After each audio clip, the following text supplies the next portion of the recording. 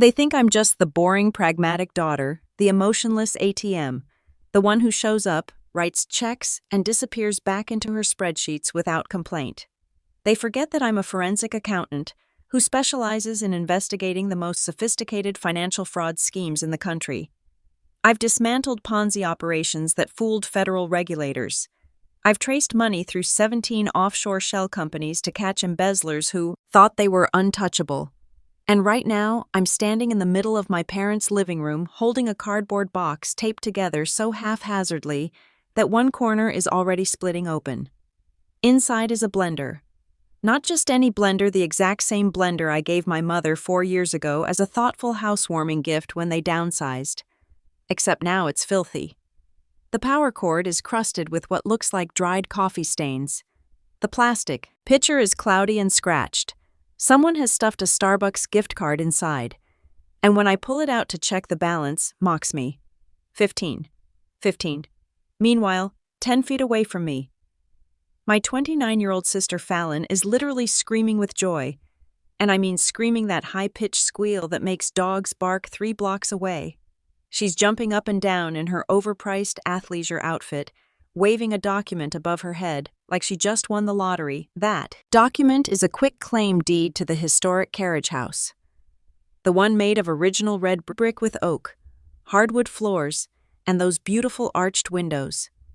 The one located in the most expensive historic district in our city, surrounded by multi-million-dollar estates and boutique art galleries. The one our grandparents left to the family trust. Free and clear. No mortgage, no liens, completely paid off. The one currently valued at $450,000. And my parents just signed it over to, or just now in front of 50 guests at their 35th wedding anniversary party. The party I paid for. I'm going to turn it into my yoga sanctuary. Fallon shrieks, clutching the deed to her chest. A healing space. Can you imagine? I'll have crystal grids in every corner and a sound bath area. And oh my goodness, I can already see the Instagram aesthetic. My mother Marcella turns to me with that smile. You know, the smile that looks warm and maternal to everyone else but feels like a knife sliding between your ribs when it's directed at you. She's wearing the pearl necklace I gave her last Christmas, the one that cost me $2,000, because she'd mentioned admiring it at Tiffany's. Scarlet, sweetheart, she says, her voice dripping with condescension, masked as affection. You're so practical. You don't need these artistic, soulful things. That blender still works fine. I tested it just last week. I stare at the crusted power cord in my hands. She didn't even clean it. My father Royce adjusts his tie, the silk Hermes tie I gave him for Father's Day, and nods sagely as if he's a sage himself dispensing wisdom. You make plenty of money, Scarlet. You can buy whatever you want. Your sister is sensitive. She needs asset security stability. You understand? I understand perfectly. I understand that I just spent $3,000 of my own money to throw this anniversary party. I hired the jazz quartet currently packing up their instruments in the corner. Confused by the sudden tension, I ordered the catering from that upscale French place. My mother loves the one with the $40 per person minimum. I arranged the flowers, booked the venue at this historic inn, sent the invitations, and coordinated with my parents' friends to make sure they all showed up to celebrate this milestone. And my gift, my real gift, not this humiliation, was an envelope with a check for $5,000 toward the European river cruise they've been talking about for years. An envelope that's currently sitting unopened on the gift table, probably buried under casserole dishes and wine bottles. But let me back up. Let me tell you exactly how we got here. Because this moment, this perfect storm of disrespect and favoritism, didn't come out of nowhere. This has been building my entire life. 2 hours earlier, everything seemed fine. Well, as fine as things ever are in the Kingsley family, I arrived early to make sure the setup was perfect. Sterling, my fiancé, came with me carrying the gift bag with the cruise check and a leather-bound photo album. I'd spent weeks assembling pictures from my parents' wedding. Old family vacations, their life together. Sentimental and expensive. Just the way Mom likes her gifts. You sure about all this? Sterling asked, as we walked in, his hand warm on the small of my back. He's a corporate lawyer, 6'2", with dark blonde hair and the kind of steady presence that makes you feel safe. He's also the only person in my life who's ever questioned whether I should keep trying so hard with my family. "It's their 35th anniversary," I said, smoothing down my navy dress. "I want to do this right." He kissed my temple. "You always do." The party started beautifully. The jazz quartet played Sinatra and Ella Fitzgerald. The food was exceptional. People kept complimenting the beyond cruda and the herb-crusted salmon. My parents held court in the center of the room, accepting congratulations and well wishes, looking exactly like the picture-perfect couple they've always presented to the world. Fallon showed up 40 minutes late, of course, making an entrance in a flowing white dress that probably cost more than my monthly car payment. She's always had that gift, the ability to walk into a room and make it revolve around her. She's beautiful in that effortless way some people are, with long dark hair and the kind of bone structure that photographs well, which is good because photographing herself is essentially her full-time job. Or it was supposed to be. The influencer career never quite took off the way she'd planned. Last I'd heard, she had maybe 8,000 followers, most of them probably bots. But that doesn't stop her from treating every moment like it's content for her non-existent brand.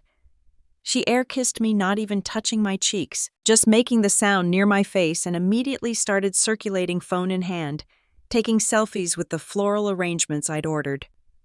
I should have known something was wrong when Dad clinked his glass halfway through dinner.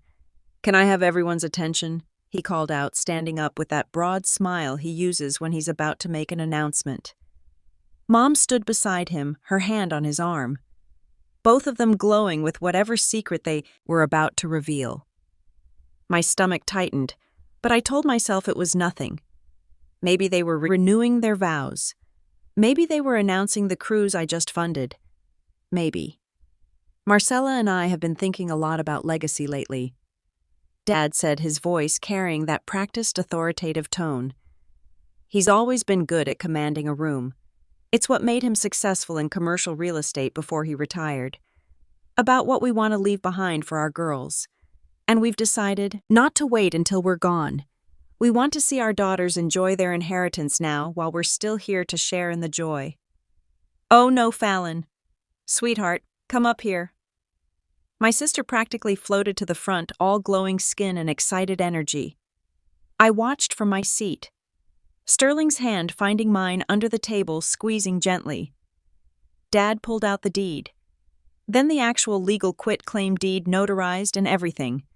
He must have had it prepared weeks ago, maybe months. "Your grandmother's carriage house," he announced, "is now yours free and clear. We know you've been searching for your purpose, your calling. Your mother and I believe that you need a space that's truly yours, where you can build something meaningful, a healing studio, a yoga sanctuary, whatever speaks to your soul." The room erupted in applause. People were congratulating Fallon, who was crying pretty tears that somehow didn't ruin her makeup. Mom was beaming. Dad looked proud enough to burst. And I was doing math. $450,000. That's what the carriage house is worth. I looked it up last year when I was curious about property values in that neighborhood. It's a unique property, original, $1,809. Construction meticulously maintained by my grandmother until she passed.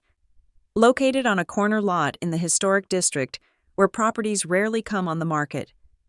The architectural details alone make it valuable. Exposed brick, original timber beams, those tall arched windows with the wavy glass. Fallon, who has never held a job for more than 6 months. Fallon, who still asks Mom to make her doctor's appointments. Fallon, who literally called me last year to ask how to file taxes. They just gave her a $500,000 asset. "Scarlet, honey, come here."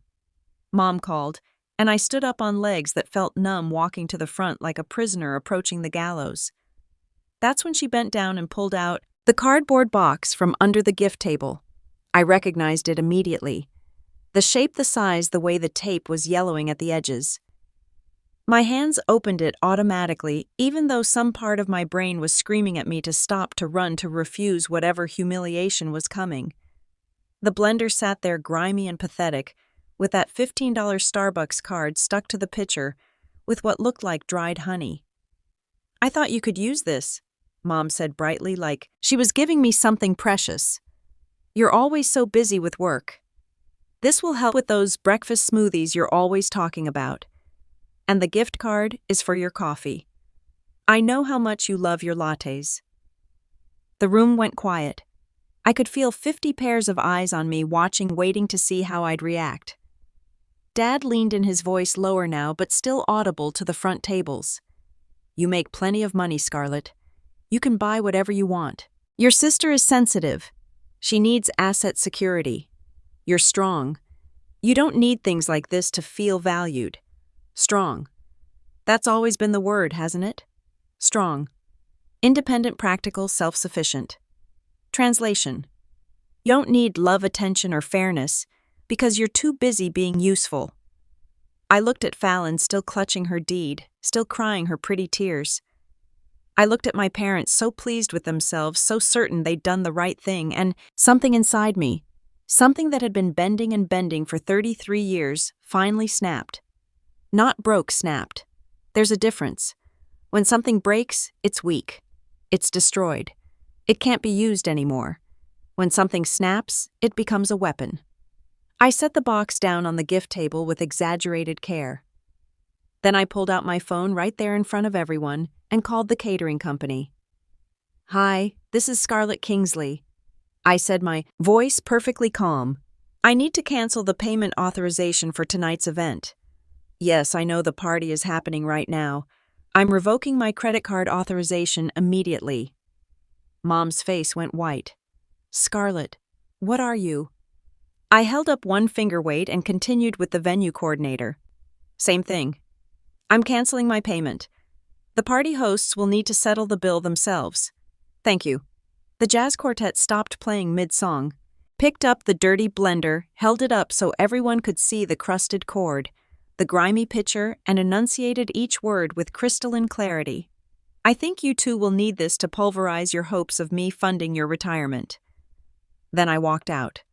Sterling grabbed our coats and followed without a word. And by the time we reached my Audi Q5 in the parking lot, I could hear the chaos erupting inside. Raised voices, Mom's protests, the venue coordinator demanding payment. Not my problem anymore. "You okay?" Sterling asked as I started the engine, my hands perfectly steady on the wheel. "I'm free," I said. And I meant it. That was the moment right there in that parking lot with the sounds of my parents' anniversary party collapsing behind me that I stopped being their ATM. But that was just the beginning, because they don't know that I'm not just a boring number cruncher. In my line of work, we have a saying: the math doesn't have emotions, and neither does the audit. I've spent 10 years tracing hidden assets for the FBI and dismantling corporate frauds. I don't need to scream or fight or beg for respect. I just need to open the books, and their books are wide open. 18 months of blessed silence have passed since I walked out of that anniversary party. 18 months of not speaking to my parents or my sister. No calls, no texts, no awkward family dinners, where I smile and pretend everything is fine while being treated like a convenient bank account with legs. 18 months of building my life exactly the way I want it. Sterling and I bought a penthouse downtown. 2,000 square FT of floor-to-ceiling windows and modern design, with a view of the city skyline that makes every morning feel like victory. We furnished it ourselves, choosing every piece together. No hand-me-downs, no guilt-laden family heirlooms that come with strings attached. Just clean lines, comfortable furniture, and space that belongs entirely to us. My career has flourished. I made senior director at my firm 6 months ago, leading the most complex fraud investigations in the region. My income has increased by 40%. I've been featured in 2 industry publications for my work, dismantling a healthcare billing scheme that had been running for 7 years. I am thriving, but I'd be lying if I said I never thought about them. Not because I miss them. Absolutely not. Because I'm a forensic accountant. And once you train your brain to spot patterns, you can't turn it off. It becomes reflex like breathing. So when I occasionally checked public records, property tax filings, business registrations, municipal violations, I told myself it was just professional habit, due diligence, keeping my skills sharp. That's how I found the gold mine. It started innocently enough. I was having coffee one Saturday morning, Sterling, still asleep in our bedroom, and I pulled up the county property database on my laptop. Just curious, I told myself, just wondering what Fallon had actually done with that $450,000 gift. The answer: absolutely nothing productive. According to her Instagram, which I occasionally checked through a fake account because I'm petty but not stupid, she'd posted exactly 3 photos inside the carriage house in the first month after the party. All carefully staged shots of her doing yoga, poses in empty rooms captioned with nonsense about finding her inner goddess and creating sacred space. Then the post stopped. Instead, her feed filled up with party pictures. The carriage house wasn't a healing sanctuary. It was a venue for her to host wine nights with her equally unemployed friends. There were photos of string lights hung haphazardly across the original timber beams. Pictures of someone's boyfriend doing a keg stand in the kitchen, a video of Fallon and 3 friends dancing on the porch at 2 in the morning, disturbing every neighbor on that quiet, expensive street. But the Instagram feed was just entertainment. The real discovery came from the city database. You see, the historic district doesn't just sound fancy. It comes with actual legal requirements, strict ones. When you own property in that zone, you're not just a homeowner.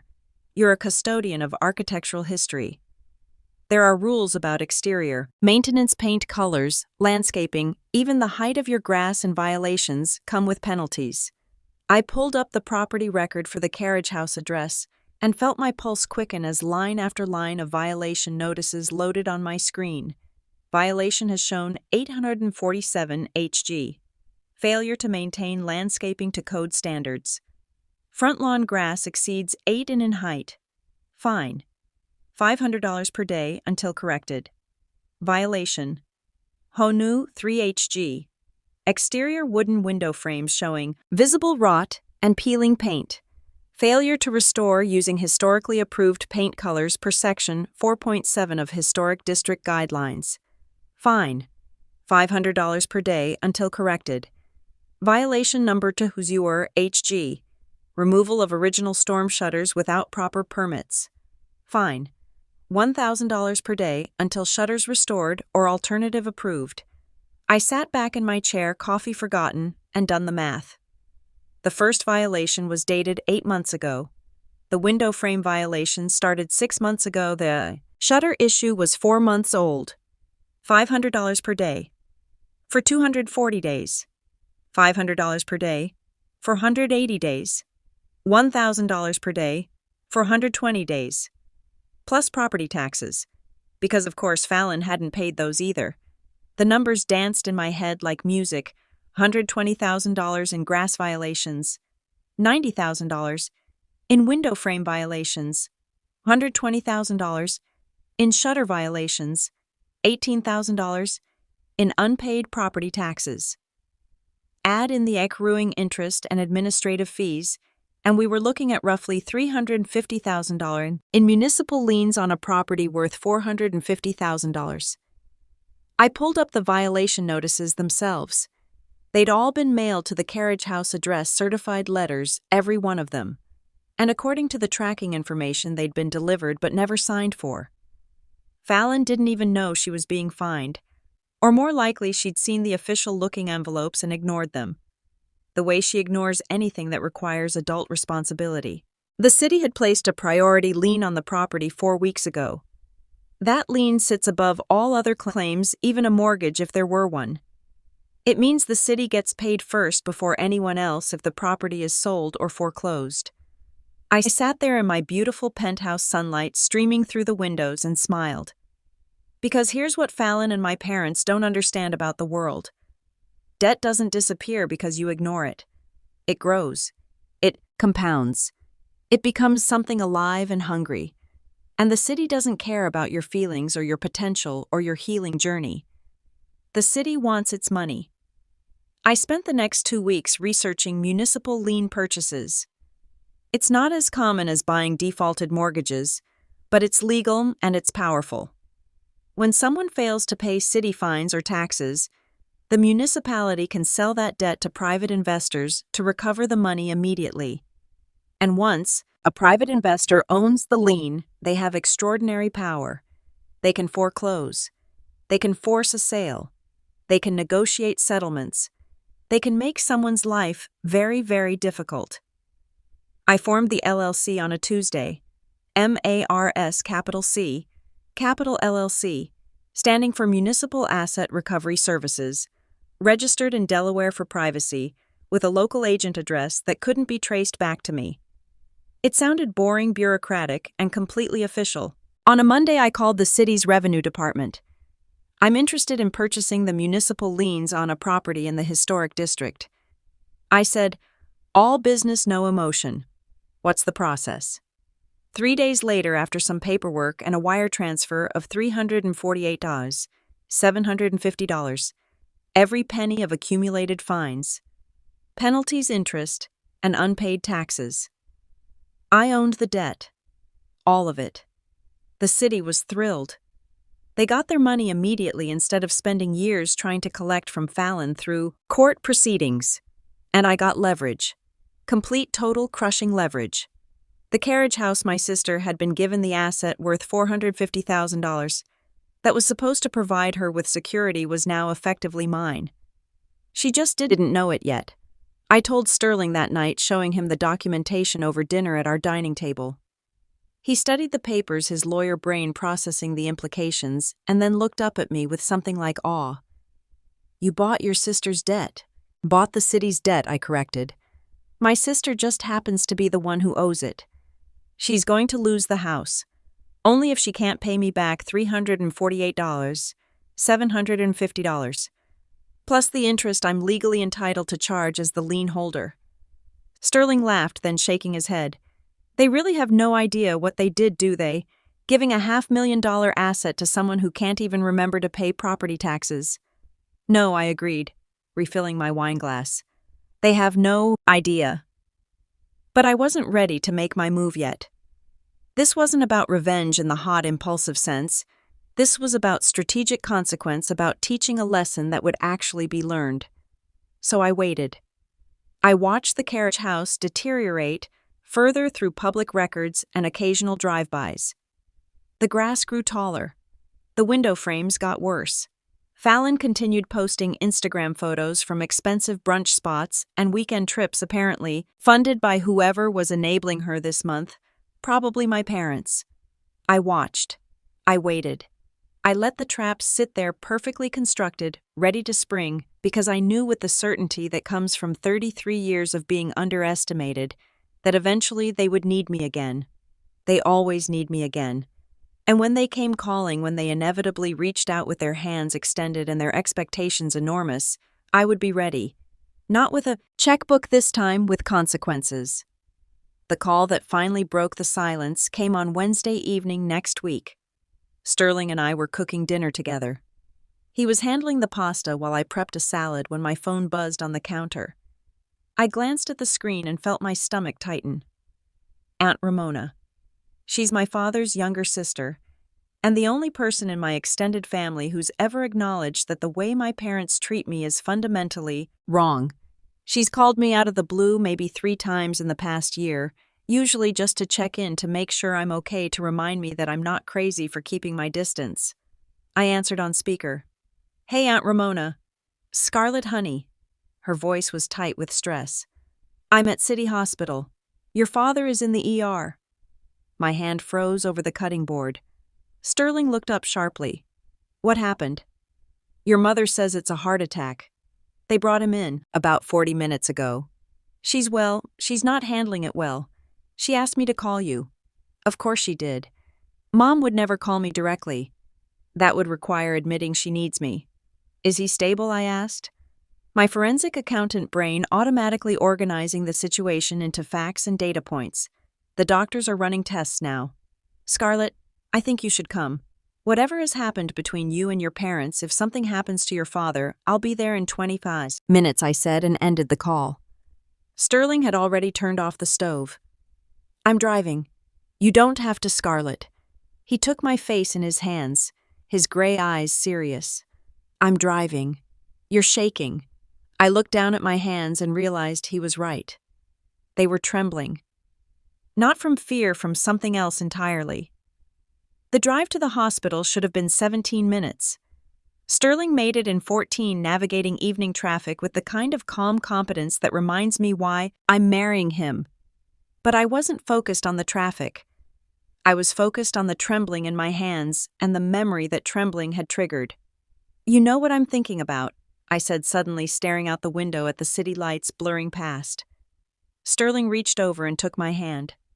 "Tell me." 3 years ago, August 14th, 2:30 in the morning. My voice sounded flat, detached, like I was reading a case file. I had acute appendicitis. The pain was so intense I couldn't stand up straight. I was on the floor of my bathroom trying not to throw up, and I called Mom. Sterling's hand tightened on mine. I told her I thought my appendix was rupturing. I said I needed help getting to the ER. Do you know what she said, Scarlet? She said she couldn't leave the house. She said Fallon had just broken up with her boyfriend, some guy she'd been dating for 3 weeks, and Fallon was threatening to cut off all her hair. Mom said she couldn't take her eyes off her for even a minute because Fallon was having a crisis. The words were coming faster now, a dam breaking after years of pressure. She told me to call an Uber. She said I was capable and strong and I'd figure it out. So I did. I called an Uber and some guy named Marcus drove me to the emergency room while I held a trash bag in my lap in case I threw up. I admitted myself. I signed my own surgical consent forms while the surgeon told me my appendix was close to rupturing. I went into surgery alone. I woke up in recovery alone. Sterling pulled over right there on the side of the road, hazards on, and turned to face me. The next morning I continued staring straight ahead. I was lying in my hospital room with an IV in my arm, and I checked Instagram because I'm an idiot, and I couldn't help myself. And there was a photo Mom had posted at 3:00 a.m. the night before. Her and Fallon eating pizza in their pajamas, watching a movie. The caption said, "Heartbreak healing sleepover with a bunch of heart emojis. Unbelievable." Sterling breathed. She posted a picture of eating pizza with my sister while I was in surgery. Sterling pulled me into his arms. Then, as much as the car's center console would allow, and I let him hold me, even though I wasn't crying, I was past crying. That required having some grief left, some hope that things could be different. I had known. "That's why I'm shaking," I said into his shoulder. "Not because I'm afraid Dad is dying, but because 3 years ago I nearly died. And they chose my sister's bad haircut over me. And now Dad has a panic attack over some financial stress because I'm sure that's what this is, not an actual heart attack. And suddenly I'm supposed to come running." Sterling pulled back to look at me, his hands on my shoulders. "You don't have to go in there." "Yes, I do." Why I smiled then, and I could feel how cold it was. Because they're about to find out that the financial stress isn't random bad luck. And I want to see their faces when they realize who's been holding the knife all along. Sterling studied me for a long moment, and I wondered if he'd try to talk me out of it, try to convince me to take the high road, be the bigger person. All those exhausting platitudes people use when they want you to accept mistreatment, gracefully. Instead, he kissed my forehead and said, "Then let's go teach them what consequences look like. That's why I'm marrying him." We walked into the hospital together. Sterling's hand solid and steady on my back. The automatic doors slid open, bringing the smell of antiseptic and anxiety that all hospitals share. The fluorescent lights made everything look washed out, surreal. I knew exactly where to go. The VIP waiting room, 3rd floor. Of course, they'd be in the VIP section. My parents would never wait with the common people, even in a medical emergency. The elevator ride took forever and no time at all. When the doors opened on the 3rd floor, I heard my mother's voice before I saw her. And she won't even answer her phone. I've called 6 times. 6 after everything we've given her, after we raised her, fed her, paid for her education. Aunt Ramona's voice cut through. Tired and firm. "Marcella, maybe?" "She didn't answer because you haven't spoken to her in 18 months except to—" There she is. Mom had spotted me. She came rushing down the hallway. Her hair slightly disheveled, mascara smudged under her eyes. She was wearing the cashmere cardigan I'd given her 2 Christmases ago. She reached for me like she was going to hug me, and I stepped smoothly to the side, letting her momentum carry her past me. Sterling moved subtly to block her from trying again. "How's Dad?" I asked my voice. "Professionally neutral." "Oh, now you care." Mom's grief transformed instantly into anger. "Now you decide to show up after abandoning your family for over a year. After humiliating us at our anniversary party. After Marcella." Dad's voice came from the waiting room doorway. He looked pale but steady, standing on his own 2 feet. "That's enough." Not an actual heart attack then, just as I'd suspected. I walked past my mother without another word and faced my father. "What did the doctor say?" He had the grace to look slightly embarrassed. "Panic attack, stress-induced. They want to keep me for observation overnight, but I'm fine." "Good," I said. "Then I'll be going." "Wait," he held up a hand. "We need to talk about Fallon, about the house." There it was, the real reason for the emergency call. I looked at Aunt Ramona, who gave me a small apologetic shrug. She'd been used as bait, and she knew it. "5 minutes," I said in private. Dad nodded and gestured to a smaller consultation room off the main waiting area. Sterling started to follow me, but I squeezed his hand. "Wait here. I'll be fine." "You sure?" "I'm sure." Because this wasn't about needing protection. This was about watching them walk into the trap I'd built. And I wanted to see every second of it with perfect clarity. I followed my father into the consultation room, and Mom rushed in behind us before I could close the door. Typical. The room was small, clinical, with 2 chairs and a small couch.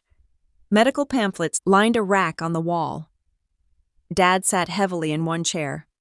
Mom perched on the couch's edge, her hands twisting together. I remained standing. So I said, "What's the crisis?" For a moment, neither of them spoke. Dad looked at Mom. Mom looked at her hands. The silence stretched taut, and I let it. I've learned from interrogating fraud suspects that people will say anything to fill an uncomfortable silence. They'll confess to things you didn't even know to ask about. Finally, Mom broke. "The house," she said, her voice cracking. "Fallon's house. The carriage house. We're going to lose it." I raised an eyebrow. "How unfortunate." "Unfortunate?" Mom's head snapped up, her eyes flashing. "Is that all you have to say? Your sister's about to lose everything because of some technicality, some ridiculous city fines, and all you can say is unfortunate. What would you like? Me to say that you'll help?" She stood up, taking a step toward me. "That despite our differences, you'll still do the right thing for family. Scarlet, they're going to foreclose. Some company called MS Capital bought all the debt. They sent a letter yesterday saying Fallon has 30 days to pay the full amount, or they're taking the house." I felt a thrill run through me. Not guilt, not shame, but pure satisfaction. They'd received my letter. "How much does she owe?" I asked, keeping my face carefully neutral. Dad cleared his throat. "With the accumulated fines, the property taxes, and the interest this company is charging, it's approximately $348,000. That's quite a bit. It's devastating." Mom said, tears starting to flow now. Real ones this time, not the pretty crying she does for effect. "We tried to pay it ourselves, but we don't have that kind of liquid cash. We'd have to sell our house, and we're too old to start. Over, and Fallon certainly doesn't have it. She's been struggling, trying to find her path." "Partying," I corrected calmly. "She's been partying. I've seen the Instagram posts."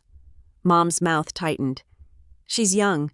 She's figuring things out, but she doesn't deserve to lose her home because of some bureaucratic nonsense about grass height and paint colors. It's insane that the city can charge so much for the city isn't charging it anymore." I said MAR's capital is they bought the debt, and as the new lien holder they have every legal right to foreclose if the debt isn't paid. We know that. Dad snapped, some of his old authority creeping back into his voice. "That's why we need you to pay it." The words hung in the air like a grenade with the pin pulled. "Excuse me." Mom rushed forward again. "Scarlet, please. I know we've had our issues. I know you felt hurt by the anniversary gift situation, but surely you can see past that now. This is family. This is your sister's future. You have the money. You've always had money. You make twice what your father made at your age. A few $100,000 is nothing to you. $348, $750, I said precisely, plus ongoing interest, accrual. That's not a few $100,000. That's more than most people make in 7 years. But you're not most people, Dad said.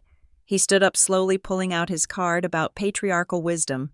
You're a Kingsley, and Kingsleys take care of family. Your grandfather would be ashamed if he knew you were letting your sister lose the house he built. There it was. The guilt card. The family honor card. The invocation of the dead grandfather who'd actually liked me unlike these two. I felt nothing. Grandfather's house, I said softly. That you gave to Fallon without even asking me, that you transferred to a 29-year-old with no job, no income, and no ability to maintain it. That you handed over at a party I paid $3,000 to throw while giving me a dirty blender. We've apologized for that, Mom said, though we all knew that was a lie. She'd never apologized. Neither of them had. Have you? Well, we're acknowledging it now. She snapped, her fake sympathy cracking around the edges. And what do you want, Scarlet? You want us to gravel to beg? Fine. I'm begging. Please help your sister. She's young and foolish. Yes, but she doesn't deserve to be homeless. She won't be homeless. She doesn't live there. Mom's face flushed. That's not the point. What is the point, Mom? I asked, my voice still calm, still detached. The point is that you want me to fix the consequences of your terrible decisions. Again. You gave a valuable asset, someone incompetent. And now that incompetence has come due, and instead of letting Fallon face the natural consequences of not paying her property taxes or maintaining her property, you want me to swoop in and make it all disappear. She's your sister, Dad said, his voice hard now, all pretense of warmth gone. Family helps family. Family, I tasted the word like poison. When was the last time this family helped me when I was in surgery alone, when I needed a down payment on my first apartment, and you said no because you were funding Fallon's photography business that lasted 6 weeks when I graduated top of my class, and you missed the ceremony because Fallon had a yoga retreat. You never needed help, Mom said, and there was actual resentment in her voice now. Everything always came so easy to you. School, work, money. You never struggled like Fallon struggles. You don't know what it's like to be coddled, I interrupted. To be enabled to be given everything and taught nothing. You're right. I don't know what that's like. I know what it's like to earn everything I have while watching my sister get everything for free. Dad's face was reining now, his stress levels clearly rising again. This is getting us nowhere. Scarlet, bottom line, will you help or not?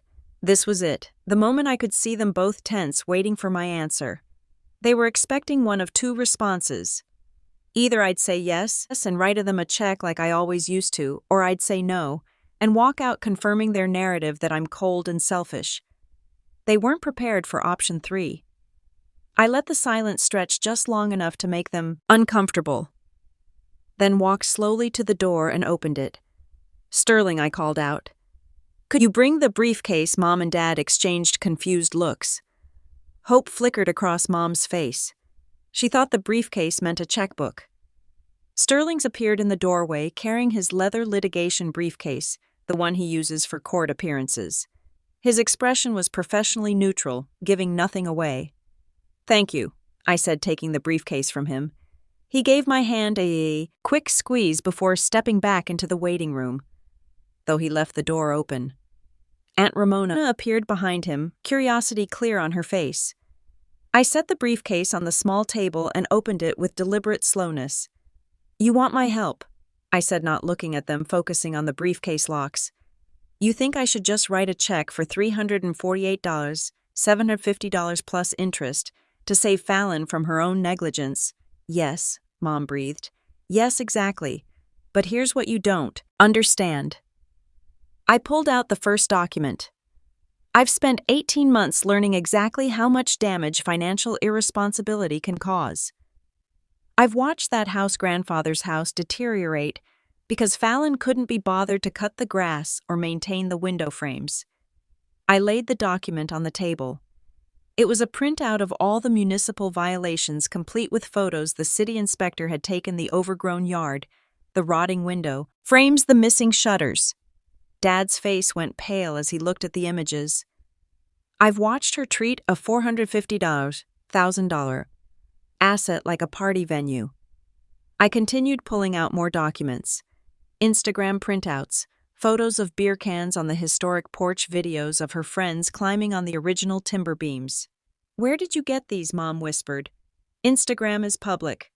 Mom, anyone can see them, including the Historic Preservation Board, who I'm sure would be fascinated to see how Fallon has been treating this protected property. I pulled out the next property tax records violation notices, the escalating fines. Fallon received 17 certified letters from the city. I said 17 warnings that she was in violation. 17 chances to correct the problems before the fines became catastrophic. She ignored all of them. She didn't know. Mom started. She didn't care. I corrected. There's a difference. And now, the bill has come due. I pulled out the final document, the one I'd been building to the MARS Capital LLC purchase agreement with the city. This, I said, laying it carefully on top of the pile, is the proof that someone bought Fallon's debt from the city 3 months ago. All $348, $750 of it. Dad reached for the document, his hands shaking slightly. His eyes scanned the legal text, the transaction details. He stopped breathing. What Mom demanded, "What is it?" But Dad had found it right there in the corporate registration documents. I'd helpfully included MARS Capital LLC, registered agent Sterling J. Bennett, attorney at law officers of the corporation. You, Dad whispered, looking up at me with something I'd never seen in his eyes before. Fear. You bought the debt. Your MS Capital. Mom's face went through a rapid series of expressions. Confusion, realization, horror, rage. You're foreclosing on your own sister. Her voice was shrill enough to carry into the waiting room. I'm not foreclosing on anyone, I said calmly. I'm simply the lien holder. Fallon can pay the debt, and the house is hers to keep. She just needs to come up with $348,000, $750, plus the ongoing interest that occurs at the legally allowable rate of 12% per annum. That's over $40,000 a year in interest alone, Dad said. Yes, that's how debt works. This is insane, Mom said, her voice rising. You're destroying your sister out of spite over a blender. You're willing to take everything from her because we gave you a used blender instead of a house worth $450,000. I smiled. No, Mom. This isn't about the blender. The blender was just the moment I realized who you people really are. This is about consequences. Natural, legal, appropriate consequences for 18 months of negligence and entitlement. So you're just going to take the house, Dad said flatly. I don't want the house. I want Fallon to pay her debts like an adult. She can't. Then she'll lose the house. That's how it works when you don't pay your bills. Mom made a sound like a wounded animal. You evil ungrateful. Actually, I interrupted. I'm prepared to make an offer. They both froze. I reached into the briefcase one more time and pulled out a document Sterling had prepared yesterday. A settlement agreement printed on proper legal letterhead with signature lines and everything. I will forgive the debt entirely. I said all $348, $750. Fallon keeps the house free and clear, and I'll transfer the lien release documents as soon as this agreement is executed. Hope blazed across both their faces. However, I continued, there are conditions. What conditions? Dad asked wearily. I held up the agreement so they could see the terms clearly. First, Mom and Dad. You will pay me back the $80,000 you've borrowed from me over the years. Every emergency loan you never paid back. Every time you asked me to cover something and promised to repay me next month, I have records of every transaction. That payment is due within 90 days. Mom's mouth opened, but nothing came out. Second, you will sell your house, your primary residence, and use the proceeds to pay me that $80,000, plus pay off your own debts. I know you're underwater on your credit cards and behind on your own property taxes. You'll use the remaining money to move into something you can actually afford, a rental, perhaps something modest. You can't be serious, Dad said. I'm extremely serious. You gave away a $450,000 asset to someone who couldn't maintain it while asking me to fund your retirement. Those decisions have consequences. You'll downsize, pay your debts, and live within your means like everyone else in the world. And if we refuse, Mom asked, her voice venomous. I shrugged. Then I foreclose on Fallon in 30 days, take the house and sell it at auction. I'll probably net around $400,000 after fees, and you'll still owe me the $80,000. I can pursue through civil court. Plus, you'll have a daughter who's homeless and unemployable. Your choice. Dad was reading the agreement now, his lawyer's eyes catching every detail. This also requires Fallon to get a job, he said. Any job within 60 days. Yes, she needs to demonstrate that she's capable of supporting herself like an adult. The job just has to be documented. Employment taxes, pay stubs, the works. She'll never agree to this, Mom said. Then she'll never get to keep the house. Those are the terms. I placed the agreement on the table between us along with a pen. You have 48 hours to decide, I said. Sign this, execute the terms, and everyone moves forward. Refuse and I move forward with foreclosure. Sterling will be waiting in the hallway to answer any legal questions you might have. I picked up my purse and turned toward the door. Scarlet, Dad said, his voice strange, not angry. Something else. When did you become this cold? I looked back at him, at both of them sitting in that sterile consultation room, surrounded by evidence of all their failures. I'm not cold, I said quietly. I'm just done being warm for people who'd rather burn me for heat than build their own fire. And I walked out, leaving them with the agreement, the evidence, and the choice. Sterling was waiting for me, his hand immediately finding mine. How'd it go? He asked quietly. The trap is sprung, I said. Now we wait to see if they're smart enough to take the exit I'm offering. 8 hours passed in silence. When the deadline arrived, my parents didn't ask to meet at their house. They requested a meeting in the hospital cafeteria since Dad had been discharged, but was waiting for final prescriptions. Neutral ground, public safe. They were sitting at a small round table when Sterling and I arrived. Fallon was there too, wearing large sunglasses and looking bored, scrolling through her phone. Mom and Dad didn't look defeated, though. They looked oddly confident. Dad had a folder in front of him, not the one I gave him, but a new one. We're glad you came, Dad said, gesturing to the empty chairs. He didn't stand up. Do you have the signed agreement? I asked, remaining standing. We have an agreement, Dad corrected, tapping the folder. A counteroffer. We've reviewed your terms, Scarlet, and frankly, they're draconian. We are willing to pay back the $80,000 over a 5-year period, but we will not be selling our home. That is non-negotiable, and requiring Fallon to get a menial job is just vindictive. Mom nodded, crossing her arms. We're your parents, not your tenants. You can't just order us to sell our property. And if you try to foreclose on the carriage house, we've spoken to a lawyer friend. He says we can tie this up in probate court for years. It's a family dispute. Judges hate these things. You'll spend more on legal fees than the debt is worth. They stared at me, smug and self-assured. They thought they had called my bluff. They thought the worst I could do was a civil lawsuit. I looked at Sterling.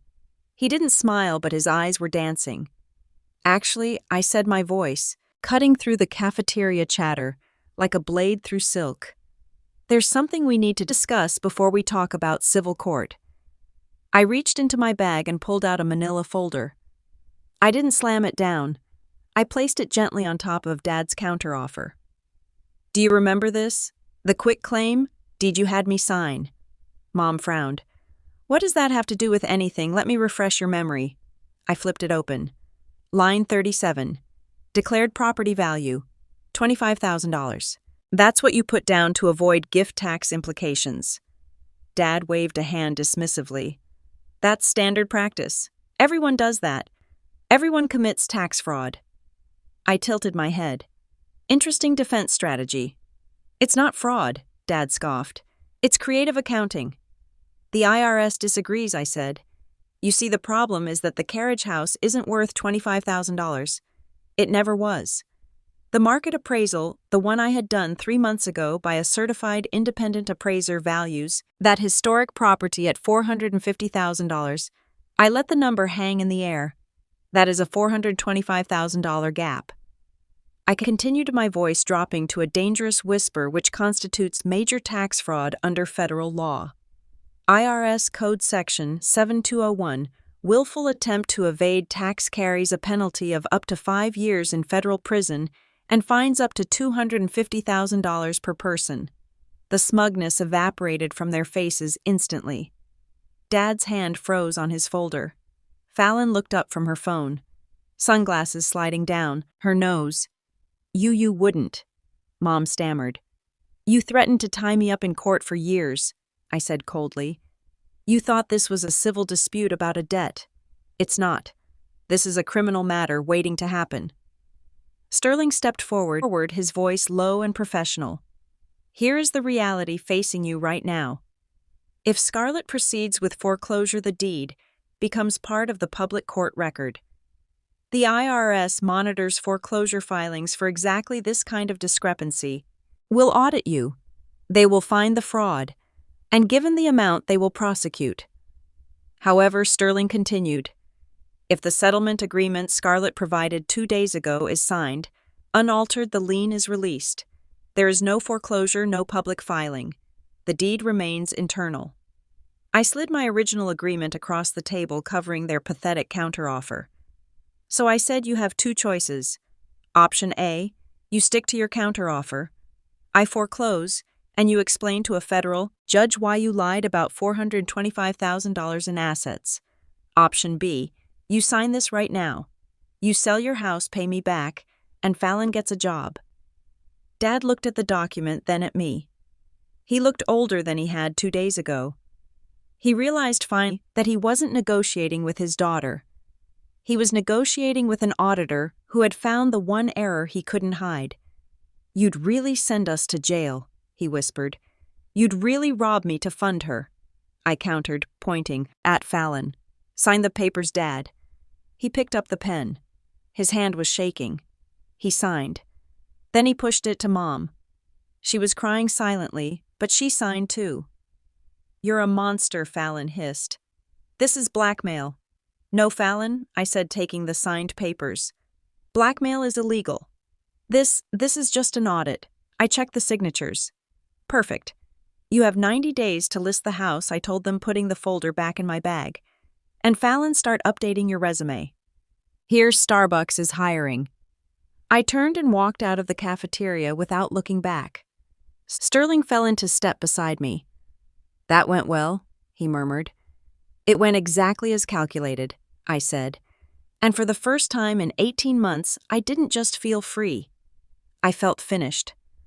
2 months crawled by like years in reverse as I watched the final phase of my plan unfold.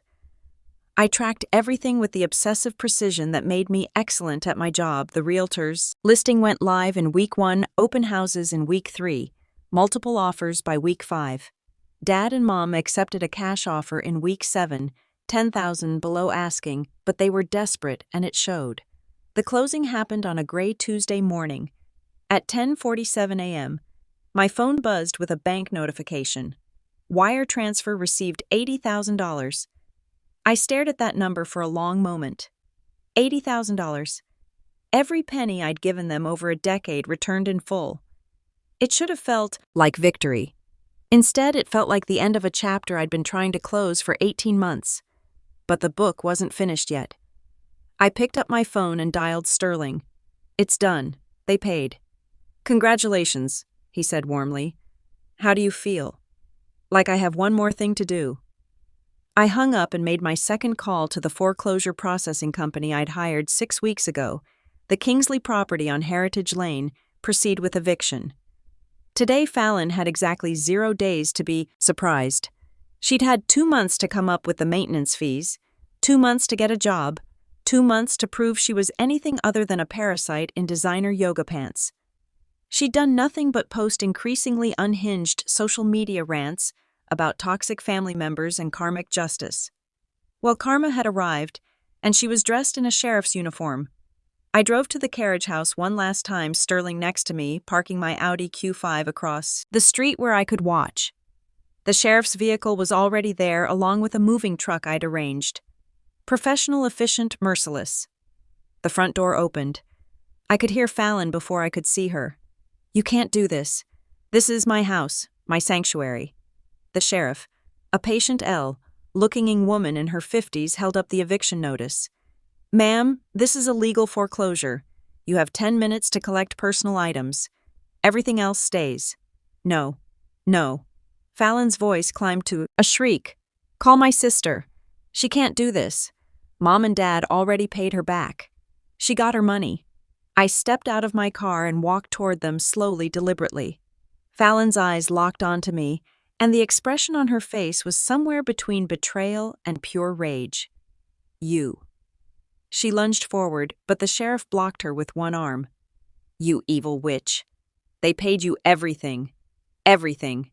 I stopped at the bottom of the porch steps, looking up at my baby sister, who I'd once protected from bullies in middle school, who I'd taught to ride a bike, who'd asked me to braid her hair before her first dance. "That money," I said calmly, "paid for your sister's past. This house pays for your laziness." "What are you even talking about?" Fallon screamed. "I needed time to build my brand. You knew that. Everyone knew that. You had 18 months, I replied. You could have gotten a job. Any job. Minimum wage at a coffee shop would have covered the maintenance fees, but you didn't. You threw parties and posted pictures and lived in my house like you owned it. It was mine. They gave it to me." "No," I corrected. "They tried to, but they never actually owned it, did they? Not free and clear. And when they couldn't pay the fines, the city took priority. And when I bought that debt, I took priority. You're not being evicted from your sanctuary, Fallon. You're being evicted from mine." The sheriff gestured to her deputy. "Ma'am, your time's up. Let's go." "This isn't over," Fallon shrieked as they escorted her down the steps. "I'll sue you. I'll ruin you. I'll tell everyone what you did." "Please do," I said pleasantly. "I'm sure your 73 Instagram followers will be devastated." She tried to lunge at me again, but the deputies had her now, walking her firmly toward the street where a taxi was waiting, also arranged by me. I wasn't completely heartless. She wouldn't be homeless. She'd just be Mom and Dad's problem in their tiny rental apartment. The thought made me smile. When the taxi pulled away, Fallon's face pressed against the window, still screaming. I turned to the sheriff. "Thank you for your professionalism. Just doing my job, ma'am." She handed me the keys. "Property is yours now. All legal." I climbed the steps and pushed open the door. The carriage house was exactly as I remembered it, and nothing like it at all. The red brick walls still stood strong, 200 years of history held in their mortar.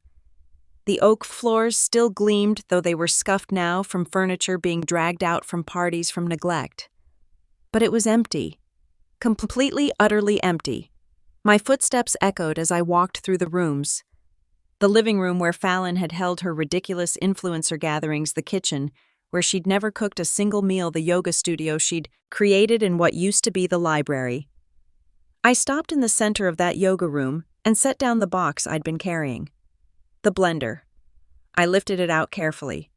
It was the same dirty blender from 18 months ago. I'd kept it in this box in my storage unit. The residue on it dried to a hard, odorless crust. The cardboard was creased, the plastic dull. I placed it in the exact center of the oak floor. Then I plugged it into the wall outlet. The cord reached with an inch to spare. I turned the dial to hooray. The sound tore through the empty house like a scream, like a laugh, like a reckoning. It echoed off the brick walls, bounced across the hardwood, filled every corner of every room with its ridiculous, piercing roar. It was the most beautiful sound I'd ever heard. I stood there for a moment, watching it vibrate against the floor, listening to it destroy the sanctity of Fallon's precious sanctuary. Then I turned and walked out, closing the door behind me. The blender kept screaming. Sterling was waiting by my car, leaning against the hood with his arms crossed and a proud smile on his face. "How do you feel?" "Like I have one more thing to do," I said. I pulled out my phone and opened a new email. The recipient field automatically populated. tips@irs.gov. "Scarlet," Sterling said carefully. "You don't have to." "Yes, I do." I started typing, my fingers moving with practice deficiency. "Professional ethics won't let me ignore it. $450, $1,000 versus $25,000. That's not a rounding error. That's deliberate fraud." I paused for a moment, thinking about the settlement agreement in Sterling's briefcase. We had promised to release the lien. We had promised not to sue for the $80,000. We never promised to hide a felony. They assumed my silence was part of the purchase price. They forgot that I'm an auditor. I don't cover up discrepancies. I report them. I attach scanned copies of the quitclaim deed, the independent appraisal, and the property records. Everything documented, everything provable, the kind of evidence that would make an IRS agent salivate. Subject anonymous, tip, property valuation fraud. I read aloud as I typed. "I am writing to report a significant discrepancy in declared property value." Sterling sighed. But he didn't stop me. He understood.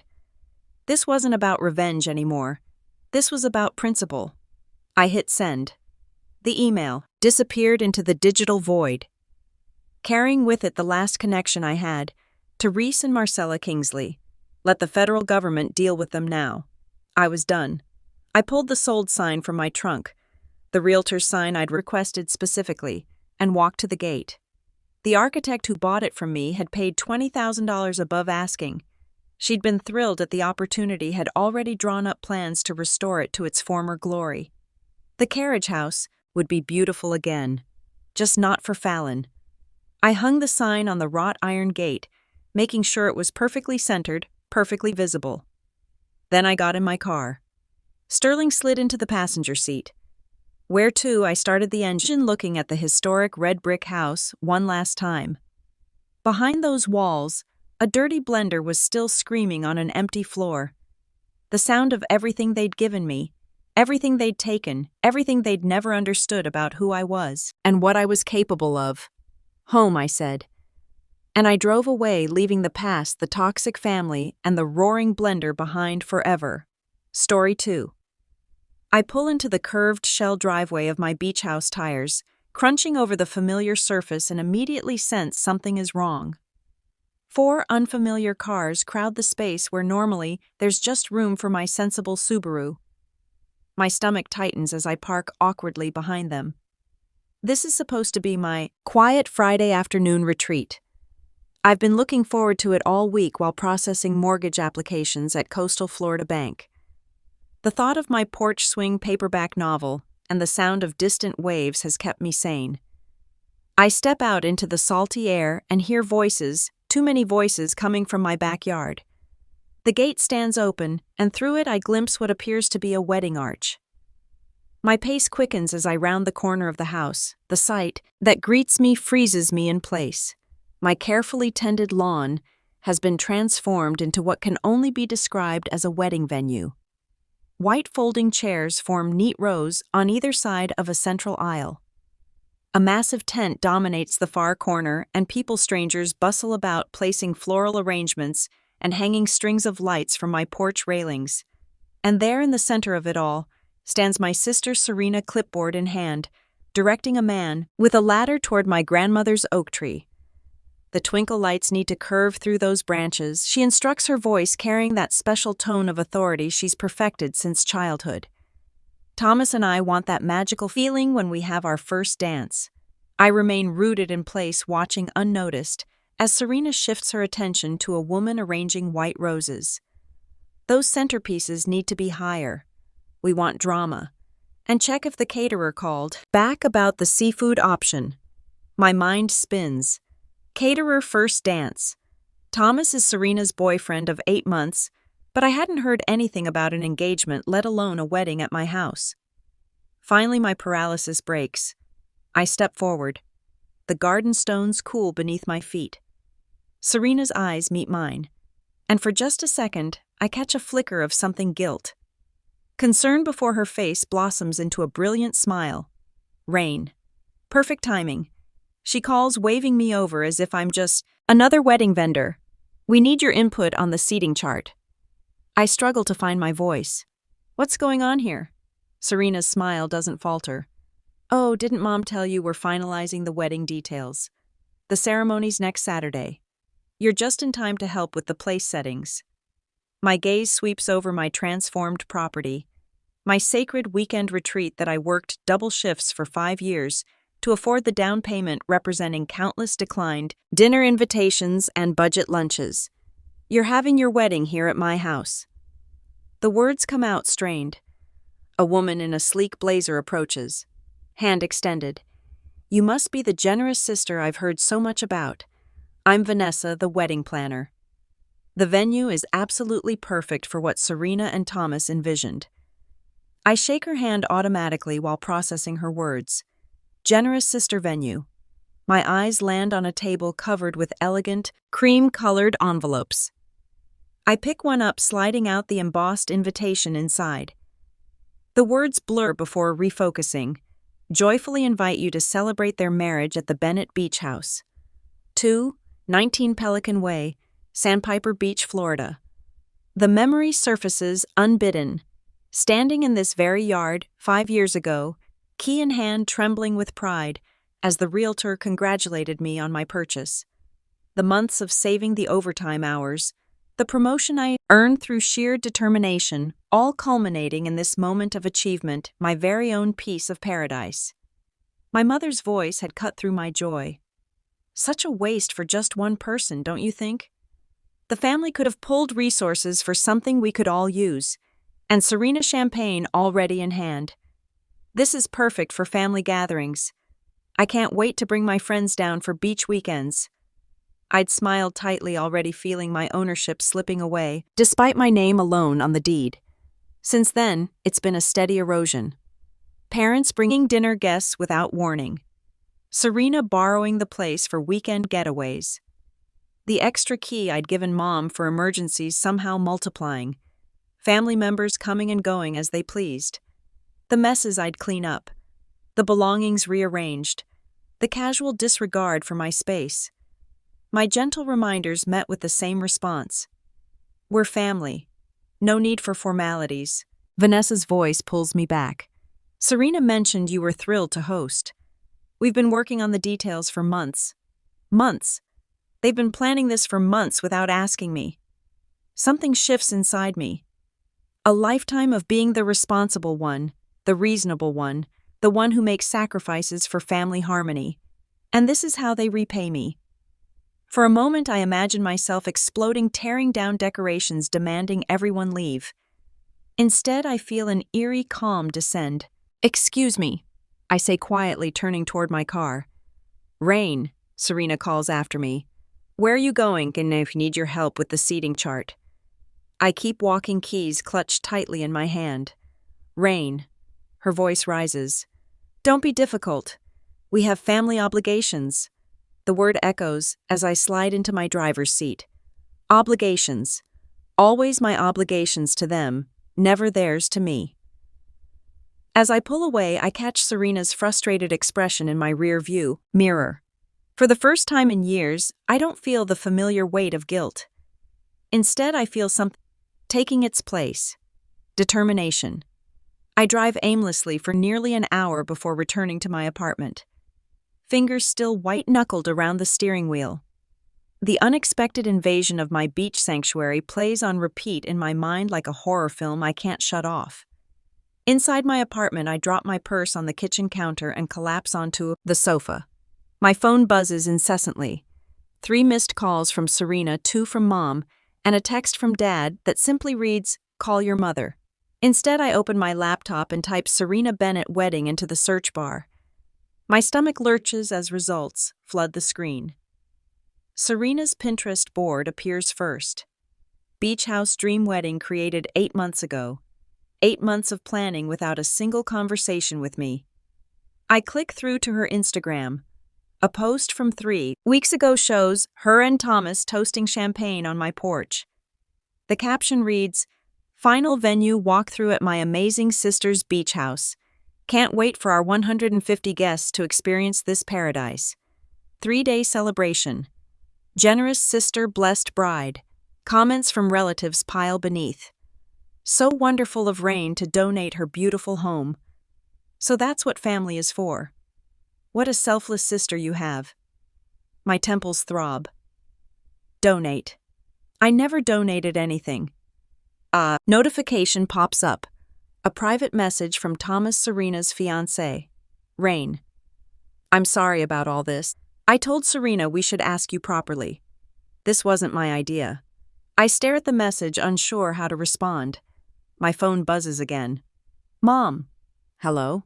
I answer, my voice tight. "There you are. What on earth were you thinking driving off like that?" Serena is beside herself. "The wedding planner needs your input on several things." "And Mom," I interrupt, "did you know about this, that Serena was planning her entire wedding at my house without asking me?" A pause. "Well, of course I knew. We all did. It's not like you use that place much."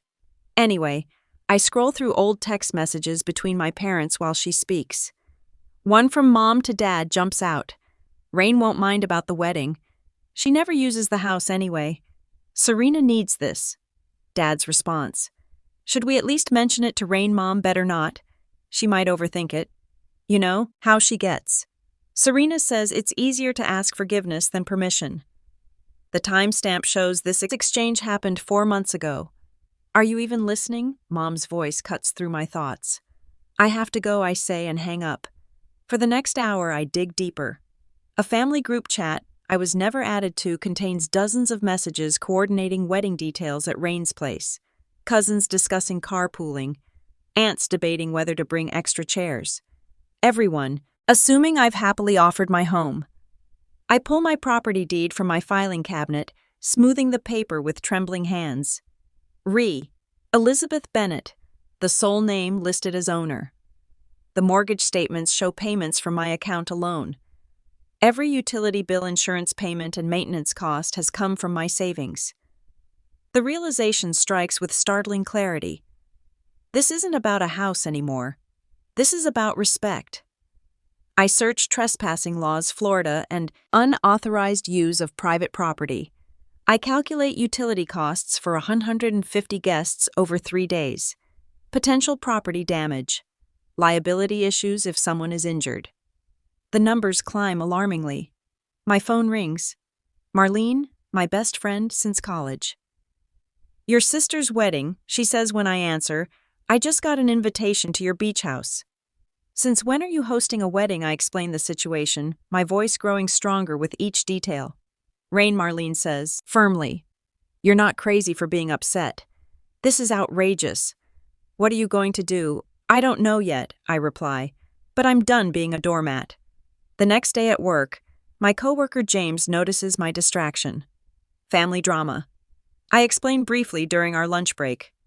He nods knowingly. "Let me guess. They've crossed a boundary and expect you to just accept it." I look up surprised. "How did you know? Been there. My brother used to borrow my car without asking. Kept doing it until I changed the locks on my house where I kept the keys." He leans forward. "Stand firm. Rain. Family can be the worst boundary violators because they think they're entitled to forgiveness." That afternoon, I receive a text from my neighbor at the beach house. "Lots of people coming and going from your place lately. Everything okay?"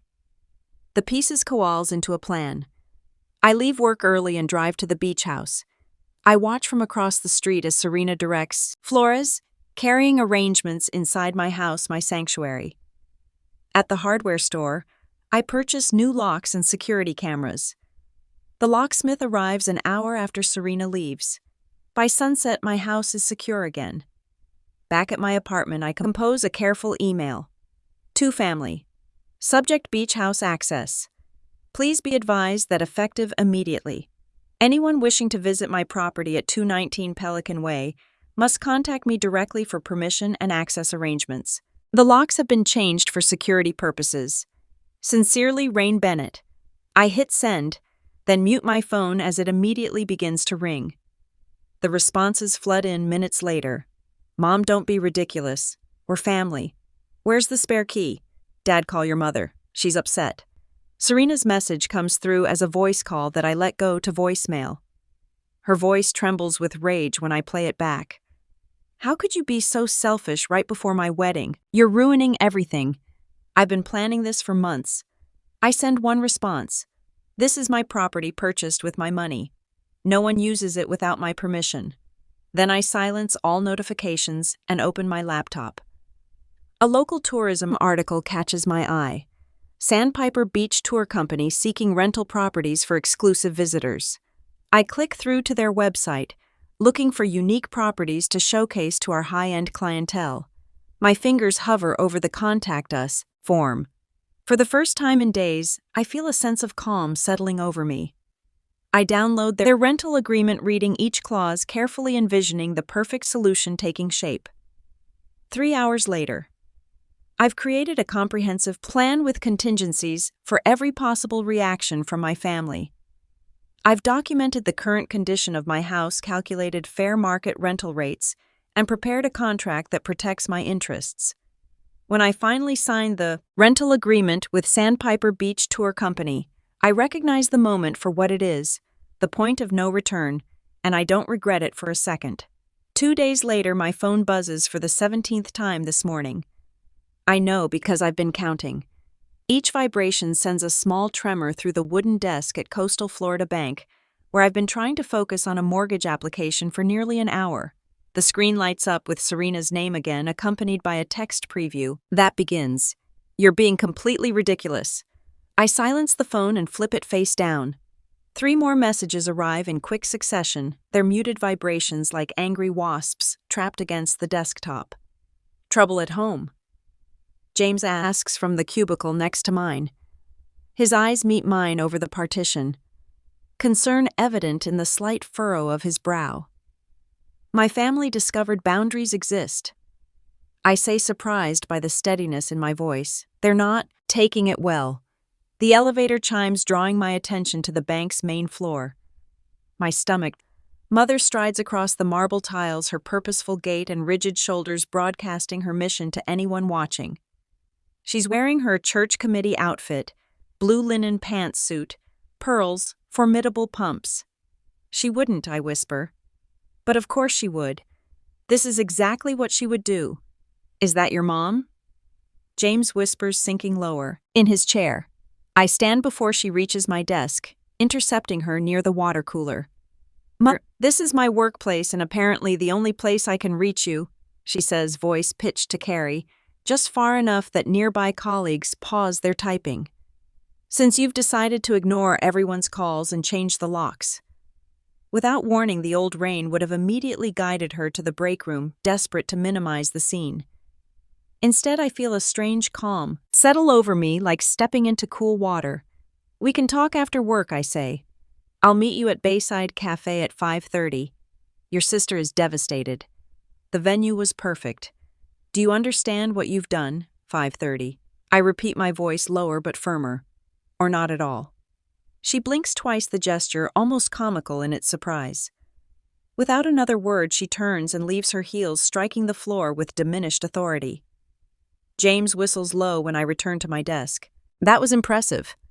I'm as surprised as he is. That evening, I pull into the parking lot of Coral Gables restaurant, where my family has arranged what can only be described as an intervention. Through the window, I see them already seated at our usual corner table. Mother, Father, Serena, and to my surprise, Aunt Linda, whose disapproval has terrified me since childhood. You don't have to go in, Marlene says from the passenger seat. My friend insisted on coming when I mentioned the dinner, calling herself my boundary bodyguard. Actually, I say, finding that strange calm again. I do. Inside, Serena doesn't wait for me to sit before launching her attack.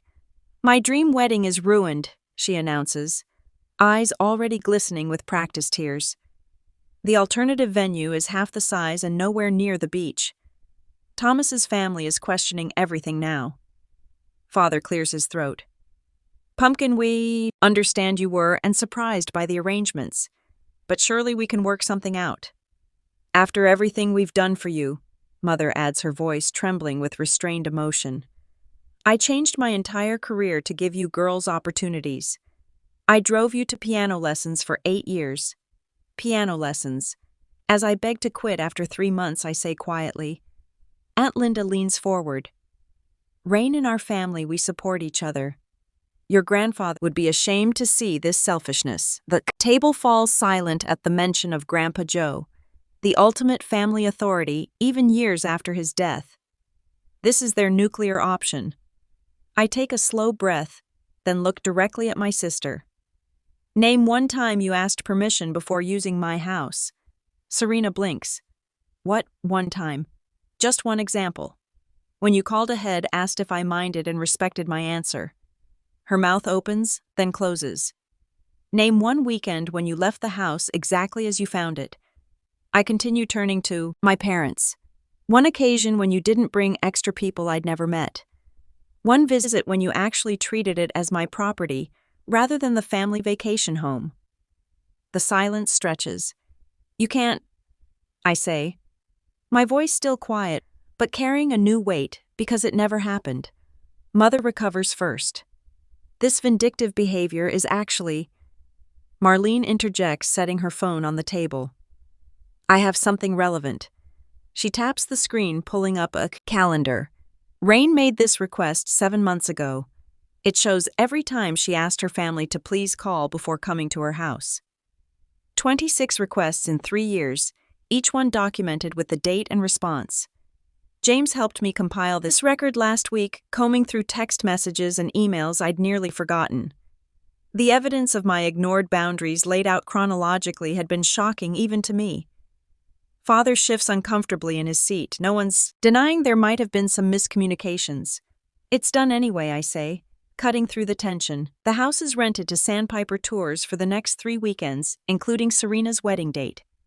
The contract is signed. The deposit is paid.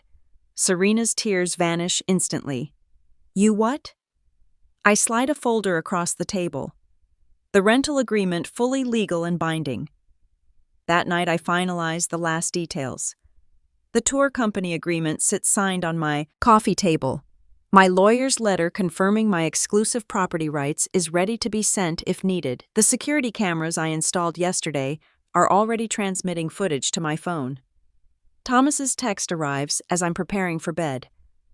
I respect what you're doing even though I can't say it publicly yet. This wasn't right from the beginning. For a moment, doubt creeps in. Am I being too harsh? The remembered image of strangers rifling through my bedroom drawers during last year's small family gathering banishes the thought. This isn't about punishing them. This is about respecting myself. I think about the years of coming home to moved furniture, borrowed items never returned, and casual disregard.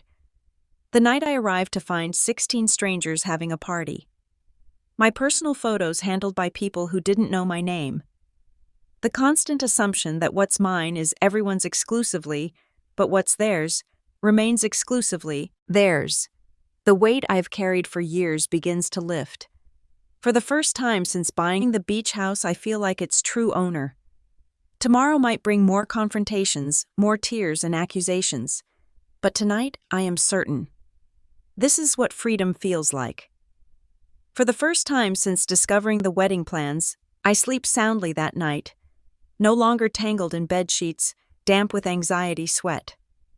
The realization comes in the morning sunshine. Their reactions only confirm I'm making the right decision. This house was always mine, never theirs. The day before the wedding, even though I said no at that dinner, I watched through binoculars from my parked car across the street as my family transforms my beach house into Wedding Central. The scene unfolds exactly as I anticipated.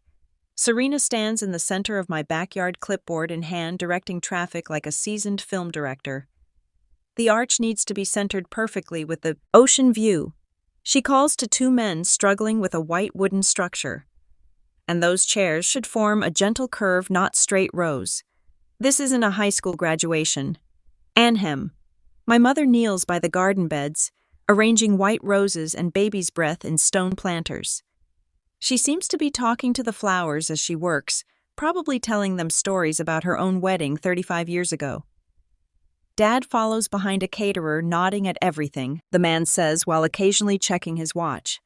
I check mine too. 3-2-1. Right on schedule, a white van with coastal Florida tours, emblazoned on the side, pulls into my driveway. 2 more vehicles follow, parking behind it. 7 uniformed employees exit the vehicles, clipboards and equipment in hand. Through my binoculars, I can see the exact moment confusion ripples across my family's faces. The tour manager, a tall woman with silver hair pulled into a professional bun, approaches Serena with an outstretched hand. Even from this distance, I can read the body language. Serena's spine stiffens. Her head tilts in that particular way it does when something isn't going according to her plan. I start my car but don't drive closer. Not yet. My phone buzzes with a text from the tour manager. We've made contact. Contract presented as instructed. I imagine the scene. The manager showing Serena the legally binding document with my signature dated 3 weeks ago. The reservation for a corporate retreat starting tomorrow morning with setup scheduled for this afternoon. Exclusive use of the property for the entire weekend. My phone erupts with calls. Mom, Dad, Mom, again, Serena. I let them all go to voicemail. This moment has been carefully choreographed, and I won't disrupt it by engaging too early. Through my binoculars, I watch as 3 cars pull into the already crowded driveway. Early wedding guests, no doubt. Dad rushes to intercept them, hands waving, in what appears to be an explanation. One woman puts her hands to her face in shock. When Serena finally calls for the 6th time, I answer, "What did you do?" Her voice crackles with barely contained fury. "Hello to you too," I reply, my voice remarkably steady. "There are people here saying they have a contract for a tour group tomorrow at your house. My wedding is tomorrow," I correct her gently. "My house, not your wedding venue. This is your house," she shrieks. "You can tell these people to leave." "You never asked me, Serena." The words flow easily, rehearsed in my mind for days. I bought this house with my money. I maintain it with my money, and I rented it out as I wished. You knew about the wedding. Everyone knew. Everyone assumed. No one asked. I keep my tone even. This is what happens when you assume rather than ask for permission. You have to fix this. Panic edges into her voice. Call them off. The house is not available. Not tomorrow. Not for the weekend. I end the call and watch the chaos unfold. Mom frantically working her phone, probably calling every venue in a 50-mile radius. Dad shepherding confused guests back to their cars. Serena in animated conversation with the wedding planner, her arms gesturing wildly. An hour later, my phone pings with notifications. Social media updates from relatives are shifting from excitement about the beautiful beach wedding to confusion about venue complications. A cousin posts, "Anyone know what happened to the generous sister's offer?" 20 minutes later, Thomas calls. His voice sounds different. Measured. Respectful. "Rain, I want you to know I always felt uncomfortable about using your house without formally asking." "Thank you for saying that, Thomas. My parents have agreed to host in their backyard. It won't be the beach, but with some quick rearranging, we can make it work." He pauses. "I understand why you did this." After we hang up, I received the first unexpected text from my Aunt Gloria. "Always thought it strange they'd use your house without asking. Standing your ground takes courage." The tour company staff continues setting up their equipment. Beach chairs in neat rows facing the water. Informational placards about local marine life. A registration table on the front porch. I finally drive away. Leaving my property being used exactly as I intended, with permission, with respect, with boundaries intact. For the first time in years, I feel something unfamiliar unfurling in my chest. It feels remarkably like freedom. 3 days later, the doorbell rings, just as I'm organizing the last of my documentation. Through the peephole, I see my parents standing shoulder to shoulder, their postures rigid with indignation.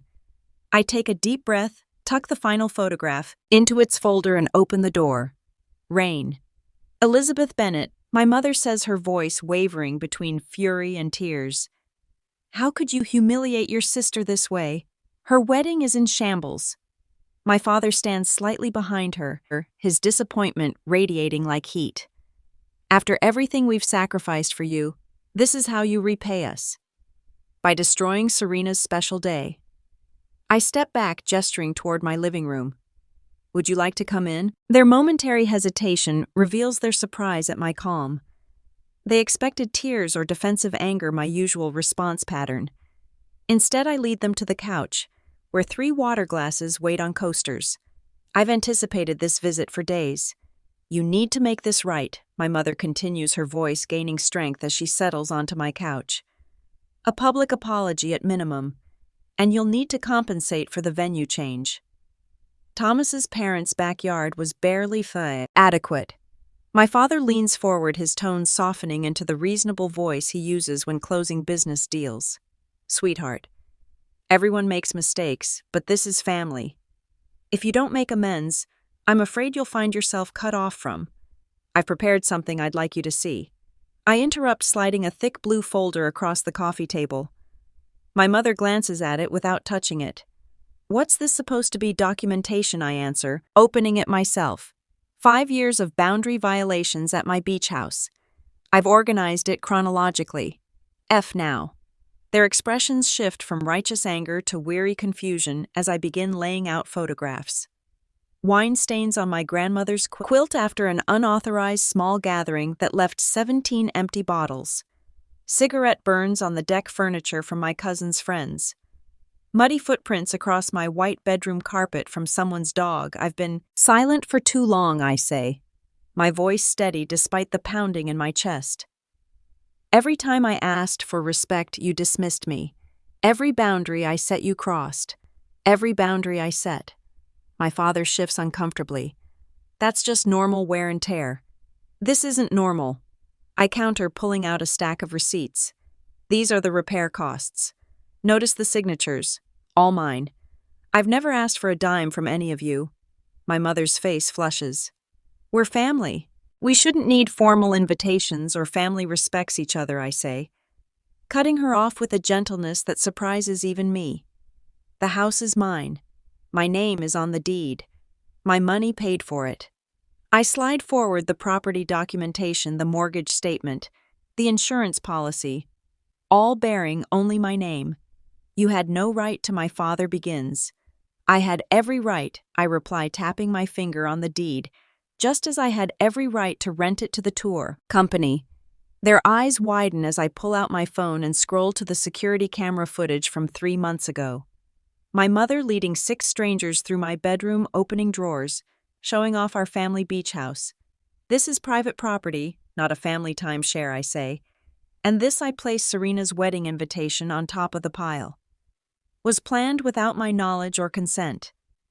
My mother's hands tremble slightly as she picks up the invitation. For the first time, I see uncertainty in her eyes.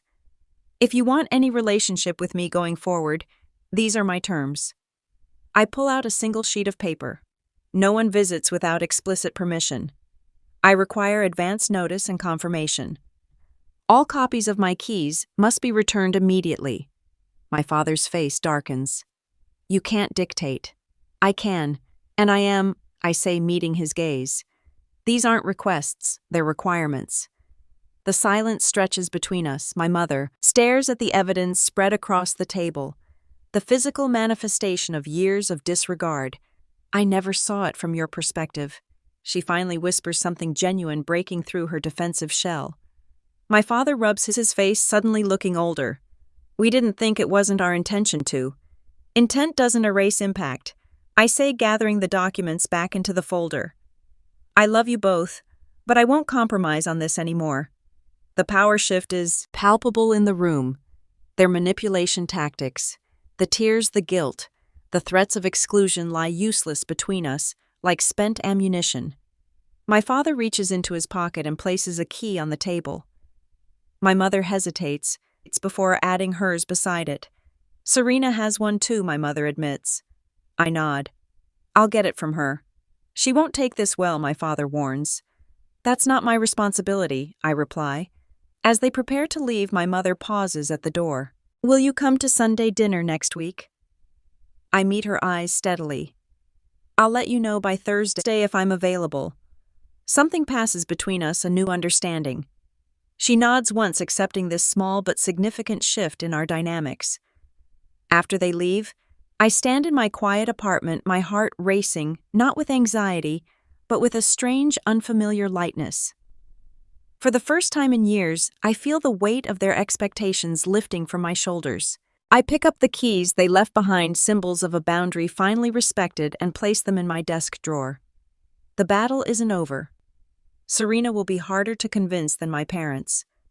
But for now, in this moment, I've reclaimed something essential. My house, my boundaries, my life. The morning sunlight spills across my deck as I settle into my porch swing, coffee mug warming my hands.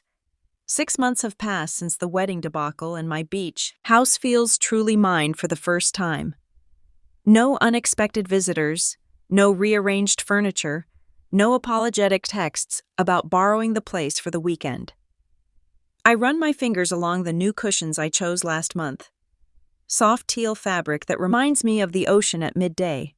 The bookshelves I installed now hold my favorite novels instead of Serena's forgotten magazines. Wind chimes tinkle softly from the corner of the porch, a sound that has become synonymous with peace. This is what home should feel like, I whisper to myself, watching a pair of sandpipers dance along the shoreline. My phone buzzes with a text from James at work. Congrats again on the promotion. Bank's lucky to have you in charge of the commercial loan division. The promotion came after I pitched my own restructuring plan. Instead of letting the VP take credit for my ideas, something shifted inside me that day in the conference room when I said, "Actually, I developed this strategy and would like to present it myself." The confidence from standing up to my family spilled into every aspect of my life. Last Saturday, I had dinner with Mom and Dad for the first time in months. The conversation felt stilted at first, but they respected the boundaries I'd established. Dad asked before helping himself to more water. Mom called yesterday to thank me for coming rather than assuming we'd meet again this weekend. Some relatives still don't understand. Aunt Patricia insists, I'm holding a grudge. While Uncle Steve maintains families should have unlimited access to each other's homes, I've accepted that not everyone will adapt to the new normal. Thomas surprisingly calls occasionally, after marrying Serena at his parents' garden, which turned out beautifully despite the last-minute change. He seems genuinely invested in building a respectful relationship. Your sister is learning. He told me last week, slowly, but she's trying. Ender. My doorbell chimes at exactly 11:00. Serena stands on my porch, hands clasped nervously in front of her. Thanks for letting me visit, she says, waiting for me to invite her in. We walk to the kitchen where I've prepared a simple lunch. She notices the family photos I've rearranged on the wall still present, but no longer dominating the space. I like what you've done with the place, she offers, settling into a chair. I gesture toward. Our conversation meanders through safe topics until she finally says, I never really thought about how we treated your house before. I just assumed that it was partly yours. I finish. She nods, examining her sandwich. I'm sorry. The words hang between us, fragile but sincere. At 4:00 and Tino, she glances at her watch and stands. I should go. Thank you for respecting my time, I tell her, walking her to the door.